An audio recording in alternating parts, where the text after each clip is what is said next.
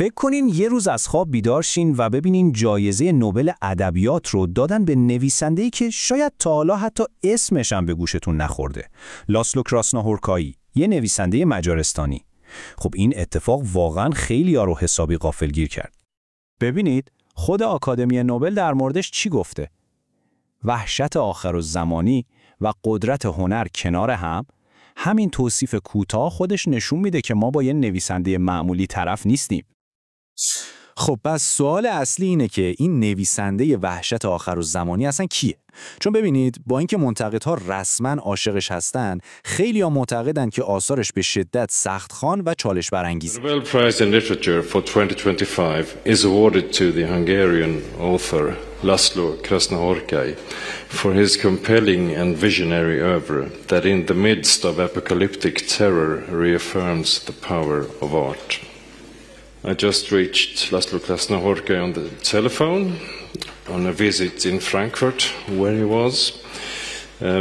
We have started to discuss things about arrangements in December, but not come so far yet. بیایید با هم ببینیم داستان این نویسنده اسرارآمیز چیه و چرا شهرتش اینقدر پر از تناقضه. این تضاد واقعا عجیبه.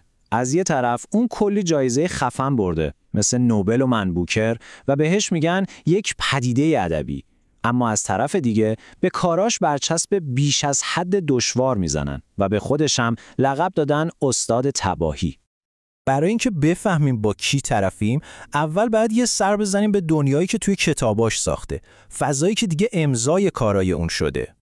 به دنیای کتابای اون خوش اومدین. تصور کنین یه جایی که انگار همیشه ماه اکتبر، همیشه داره بارون میاد و هر کاری که شروع میشه تهش شکسته. فضایی پر از یه جور تهدید آهسته و اونامیلی مطلق که معمولاً هم توی مناطق روستایی و خاکستری مجارستان بعد از کمونیسم اتفاق میفته. و نکته اینجاست که این تاریکی الکی نیست، کاملا ریشه تو واقعیت داره. خود کراسناهورکایی میگه که این ناامیدی عمیق توی آثارش از تجربه زندگی زیر سلطه شوروی و دوران بعدش میاد. به قول خودش مجارستان از غیر عادی و غیر قابل تحمل تبدیل شد به عادی و غیر قابل تحمل. خب حالا بریم سراغ اون چیزی که شاید از همه بدنامتره تو کارش، سبکش. مخصوصا اون جملات طولانی و مارپیچی که برای خیلی از خواننده ها مثل یه دیوار بلنده. به این سبک میگن جمله مارپیچ. ولی فکر نکنید این یه جور بازی ادبی یا ادا و اطواره. نه، این یه انتخاب کاملا آگاهانه است.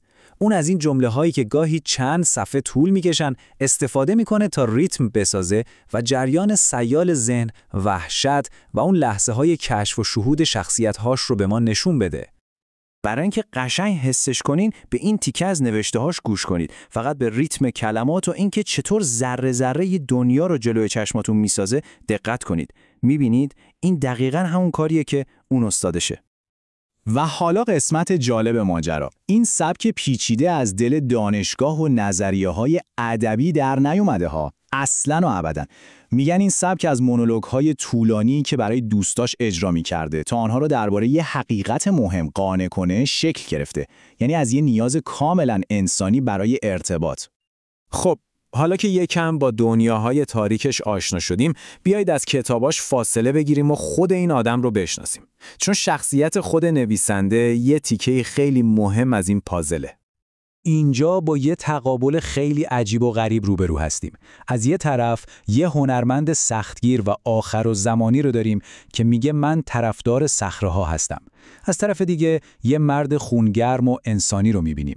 مردی درشت هیکل و مهربون که اغلب میخنده و تقریباً خجالتی توصیفش میکنن. زندگی نامش هم اصلاً شبیه یه نویسنده منزوی و گوشه‌گیر نیست اصلاً. فکرشو بکنین، اوایل دهه 70 نگهبان شب 300 تا گاو بوده. باور میکنین؟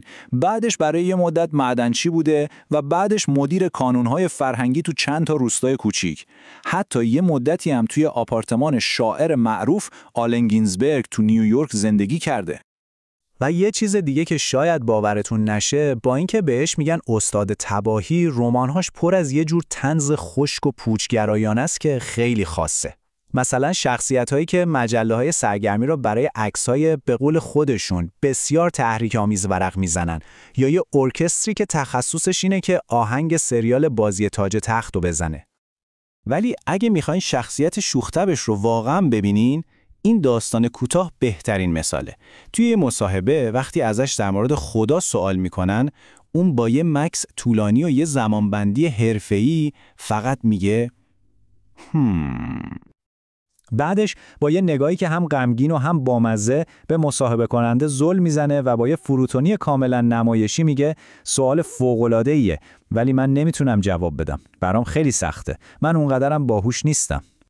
و آخرش وقتی نوبت به سوالای تماشاچی‌ها میرسه، با یه ژست تئاتری رو به همه میکنه و التماس میکنه فقط خواهش میکنم هیچی راجع به خدا نپرسین. این ترکیب شوخ طبعی و کاریزما خود واقعیش رو به ما نشون میده. خب پس حالا که این دوتا چهره رو کنار هم گذاشتیم، یعنی هنرمند تاریک و مرد شوخ طبع، تازه میتونیم بفهمیم چرا کراسناهولکایی فقط یه نویسنده تحسین شده نیست، بلکه نویسنده ضروری برای دنیای امروزه. ببینید خودش مأموریت هنریش رو چطور تعریف میکنه. میگه یه طرف آدما هستن، یه طرف صخره‌ها. من طرف صخره‌ها وایسادم. انگار میخواد ما رو از یه زاویه ابدی و بدون تعارف نگاه کنه. ولی با این که میگه طرف صخره هاست، در واقع طرف ما هم هست. انگار نوشتاش یه جور شب زنده‌داریه، یه انتظار طولانی برای اینکه حقیقت بالاخره خودش رو از بین این همه روایت‌های مختلف نشون بده. پس نکته کلیدی اینه: این هنر سخت و پیچیده در اصل یک کنداکاو عمیق و خیلی انسانیه درباره مهمترین سوالای ما.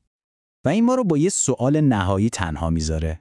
توی دنیایی که همه دنبال جوابهای حاضر و آماده و داستانهای ساله‌ان، شاید یه نویسنده سختخوان که وادارمون میکنه عمیق‌تر فکر کنیم دقیقاً همون چیزیه که بهش احتیاج داریم، نه؟